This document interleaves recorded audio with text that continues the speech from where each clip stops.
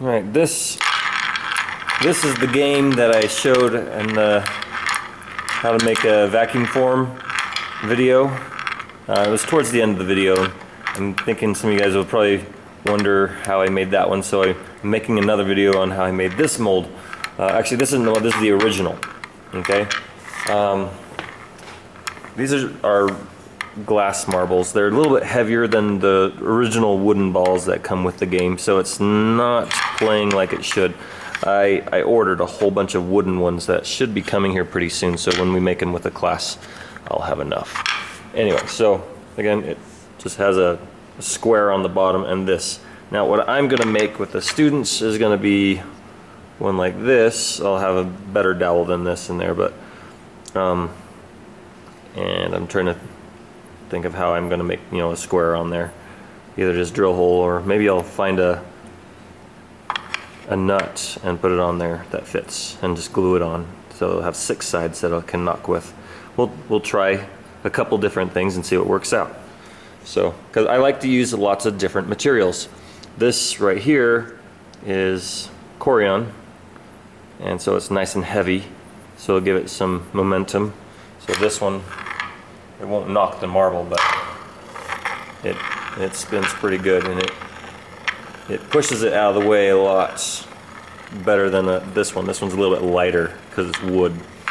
So we'll have a mix of wood and Corian, and then maybe some metal on the bottom of the top, and then the mold will be well, the game itself will be out of plastic instead of wood, because this again was the original. Let me go get a few things to show you how it worked. Okay, so this is the box that the game came in. So there's Denmark there, and ROLL-ETTE. There's the company name, and my father-in-law picked this up for $1 at a thrift store a long time ago. And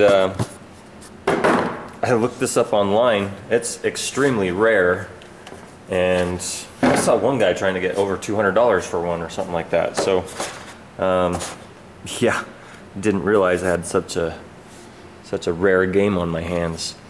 Anyway, so I decided, you know, it's really hard to find these, and I'd never seen one before. It looked fun.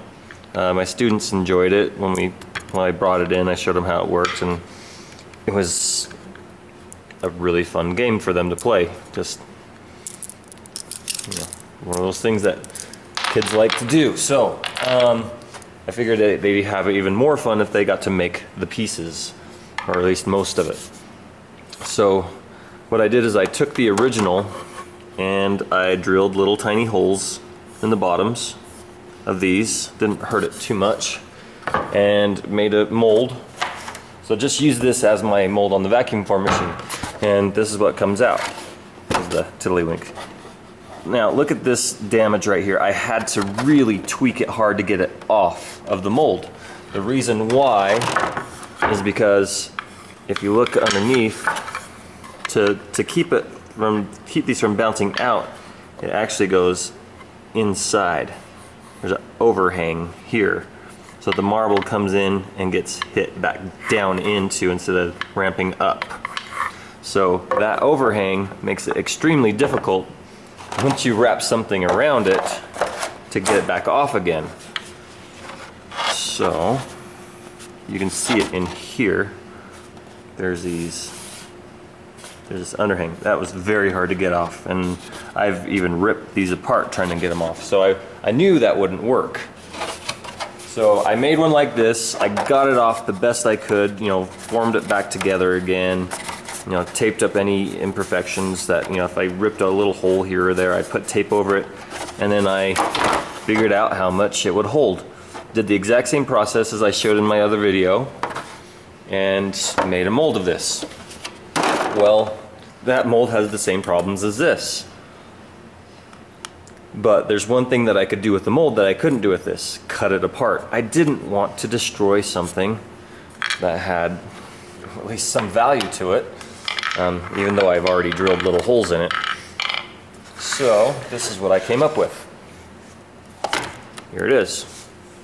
All right, so this is the finished mold. I still might have a little bit of sanding to do, but if you look at it, you can see some parts in there. So if you imagine as it's being molded, you know, everything goes around it, sucked in. Now how do I get that off without having to tear something out of there? So I took this and I resawed it. You can see a cut there. I cut the whole thing this way, cut this off right where the overhang was. I did not want to put any cut marks in the actual bowl, so I didn't want anything to interfere with the top as it's spinning. So after I cut that off, I cut it into separate pieces. Okay, drilled holes and put in dowels, and so it's easy to put back together. I have numbers that match everything up. So what happens is,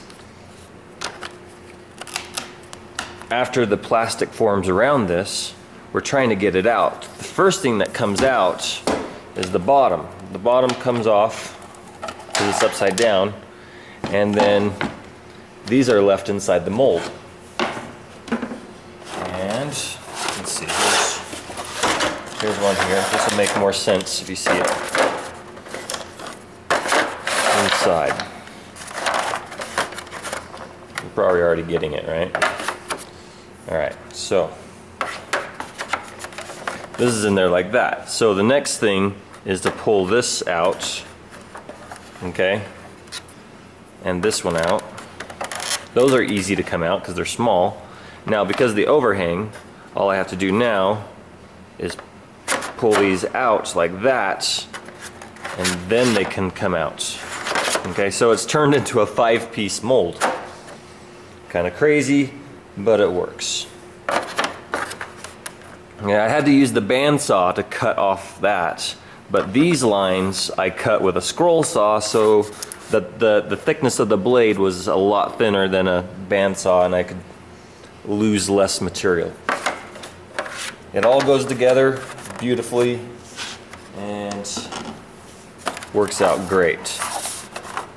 Can you see the lines after it's done? Yeah, a little bit. I'll show you. This one right here was actually made using this technique. Hold on. All right. So if we look at it this side, see a little line there. It's more obvious on the other side. There you go. See a little bit of a line. But the most important part, which is the play surface, is good. So I like it. It works great. So this is going to be spinning in here with the marbles, or it'll have wooden balls and wooden marbles. And we'll have to write down the scoring stuff on there. There still might be a little bit more work to do, but the majority of it is done, and pretty happy with the results so far. So if you have any advice, let me know. It's all working out really nice. Anyway, hope you enjoyed it.